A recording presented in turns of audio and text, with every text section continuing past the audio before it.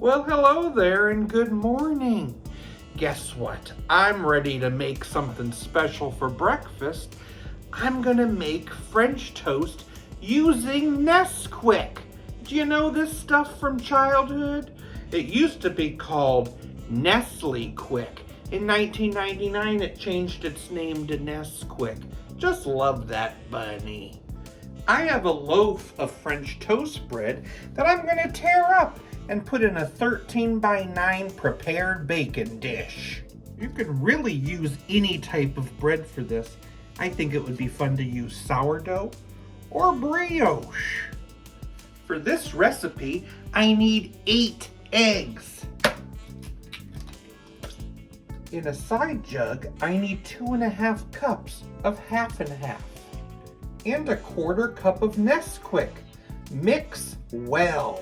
Nestle Quick got its start 75 years ago in the US in 1948.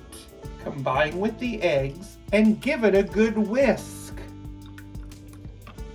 I'll add a little vanilla, mix that in, and pour that mix on top.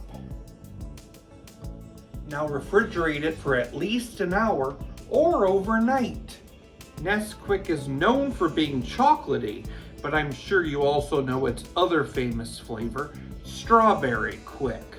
Well, it's also available in banana and countless other flavors that failed. One year on April Fool's Day, Nesquik announced that they were making a broccoli flavored Nesquik green. They fooled us! Nesquik French Toast Bake. I'll add a little syrup.